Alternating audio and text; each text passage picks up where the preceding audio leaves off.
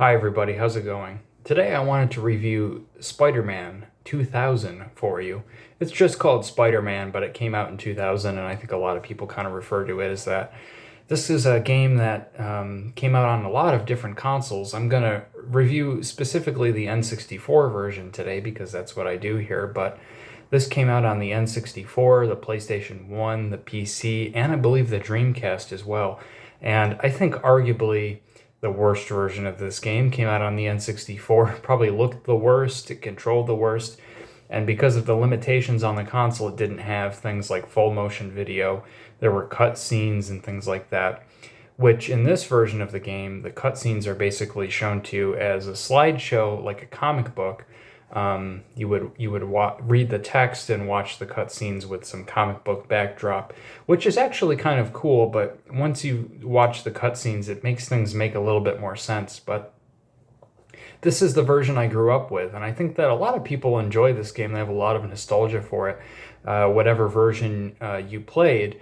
But on the N64 version, man, I have a lot of nostalgia for this game. I remember picking it up back in the day, and it came on that red cartridge, which was very cool. Although the cover art on the cartridge was kind of silly. It didn't have Spider-Man on it, but this was one that I remember picking up back in the day, and it wasn't a big N64 title. It wasn't a Zelda or a Mario, so I was always kind of like, okay, I'll give that a shot. And I always remember really enjoying it and being surprised by it. And I played it a lot back in the day. I recently went back and played through the entire game, and I enjoyed it again. A lot of N64 games don't age very well. We go back to them now and we have different opinions on them. GoldenEye is probably the biggest one that I think a lot of people talk about. You go back to that iconic game and it's a little hard to play now. But this game still, I think, held up okay, pretty well. The thing with this game is it nails what I particularly like about superheroes and comic book stuff. I'm not a big superhero comic book guy. I don't watch the Marvel movies or anything like that.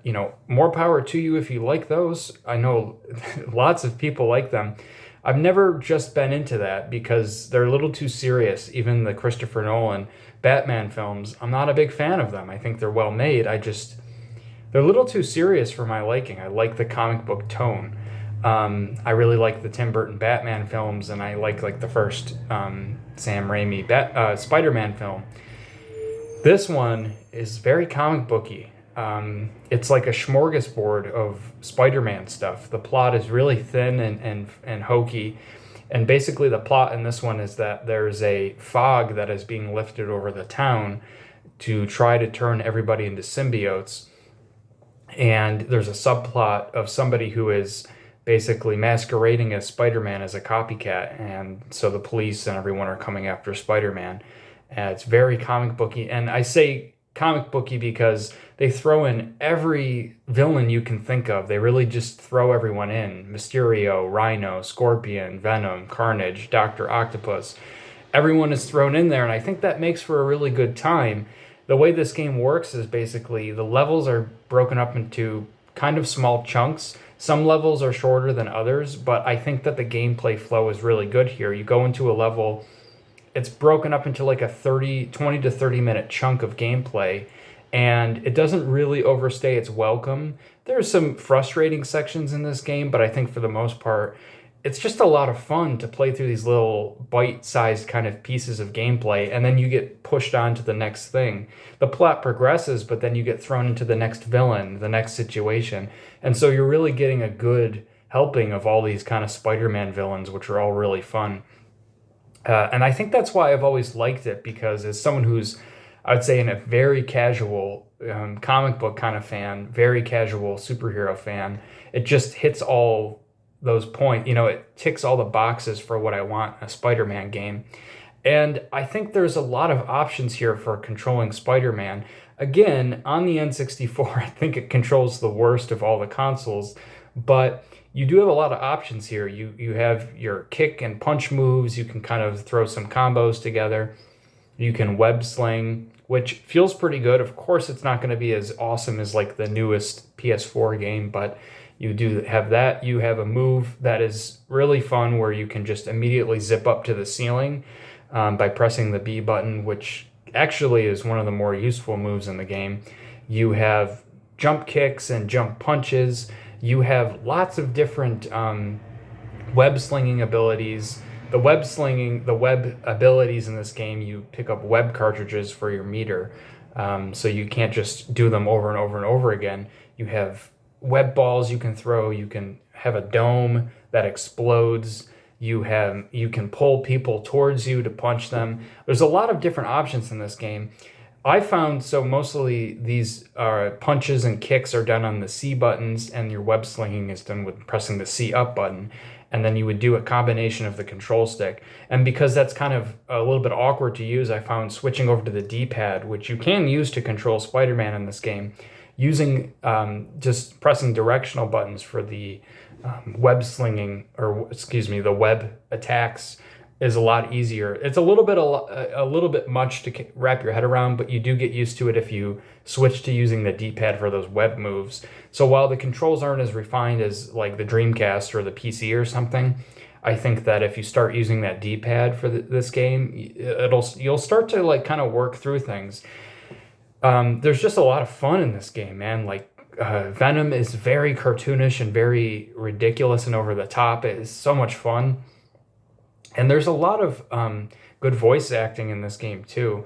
Some of it's a little silly, but I think that adds to the charm. It's just overall a really good game. Stan Lee makes a cameo as the narrator in a couple sequences, and it's really good to hear him in there. And then this game has some extra features to it.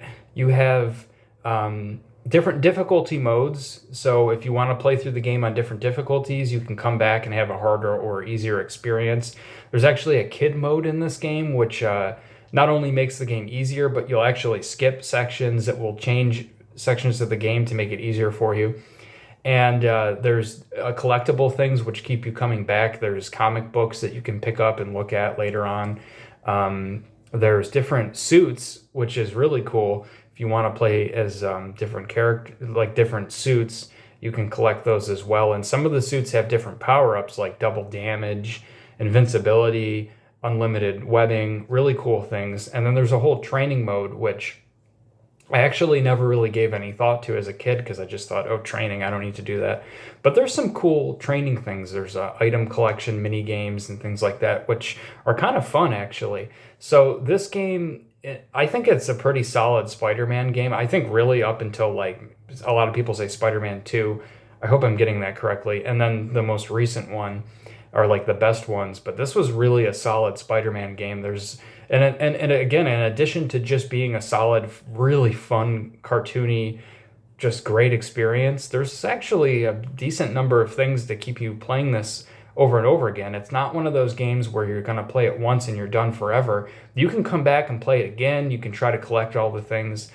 It's a really fun game. I'm really glad I played through it. I found it actually to be a little bit difficult. Some of the enemies get quite tough in this game. Some of the boss battles are really tough. I played on the normal difficulty. I can't only imagine the hard difficulty is really tough. Not really helped by the camera in this game because, C button would normally be your camera in an N64 game, but because that's delegated to your moves in this game, the camera is automatically done. So if you turn Spider-Man this way, the camera turns that way, that kind of thing. And it always never quite turns quick enough that you want.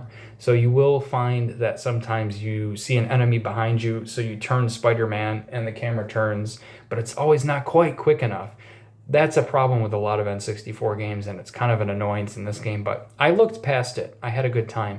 If you've never played this, going back to all of these games is going to be tough for a lot of people, but if you really like the N64, you're a big fan of retro games and you've never played this, I absolutely recommend this. It's not a terribly long game. It's something you could play in 1 or 2 sittings, but there's a lot to come back for.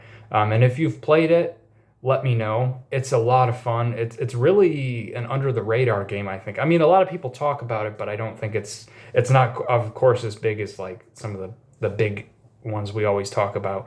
So let me know if you've played this game. I really enjoyed it. It was a lot of fun, and I will come back to it and play it again.